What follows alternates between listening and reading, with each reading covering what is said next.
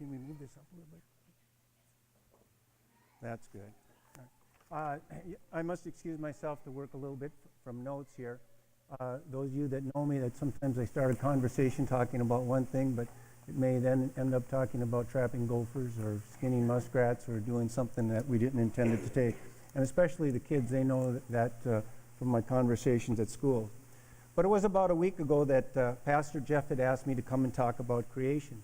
And in agreement, I said, okay, I can do that. How much time do I get? He said, about 4 minutes. And I thought immediately about the vastness of God's creation and how could I do that in 4 minutes? I mean, it took God 6 days to create the earth, and days were a bit longer back then too, from what I understand. But try to wrap my arms around God's creation. I think it's a task that's just so limited by our inability as humans to comprehend. So rather than try to explain it, I think it's better if we just take it in, we acknowledge it, and we enjoy it. Because we cannot escape it. We're part of it. Our senses provide us with the opportunity to take in the wonders of that creation.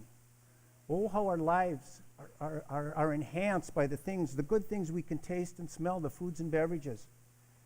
How the sound of nature, or the sound of good music, or the voice of our loved ones is pleasing to us.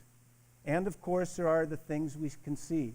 Staring into the vastness of space in the starry night, okay? Looking at the awe of the mountains, looking where the blue water meets the blue sky and the sea, or simply taking a look, watching a bird picking seeds out of the bird feeder, or watch a caterpillar crawl across the grass.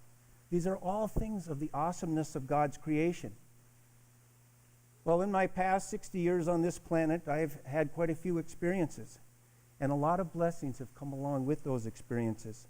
Some of those are dynamic experiences of driving north of Canada and seeing a total eclipse, or else just going here down to the dam and just watch the water come trickling over the dam. Witnessing my daughters and my granddaughters being born, watching life being brought into this creation is just fantastic. And in the many years of my teaching and my coaching and my refereeing, having interaction with students and athletes, those are priceless. And having traveled across this country from the border to border and from ocean to ocean, I've been able to see a lot of wonderful things. But God did not make us just to be spectators in this. He made us also to be participants and to participate actively in that creation. And that's such a blessing.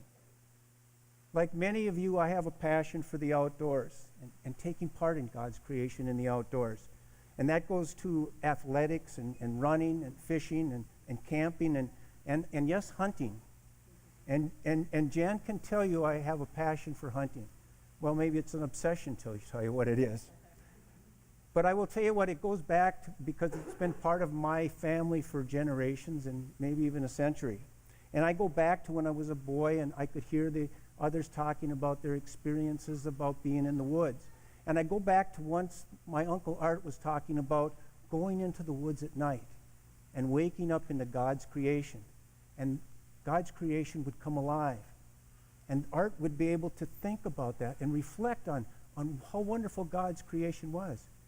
And then Art would also, he'd look back and said he would think about the sins that he'd committed throughout his life. And when that was done, he thought about the sins he'd like to commit. So, but I don't think Art really quite had it right. But I will tell you, I do think about reflecting on creation is right. And so, in this Lenten season, I think we take a look at the things we can smell, the things we can touch, the things we hear, and the things that we can see. Whether those things be great or whether they be small, I think take a moment, whether it's now or later tonight, take a chance during Lent and reflect on those things in this creation. And I think there's a lot to be seen. Thank you so much. Okay.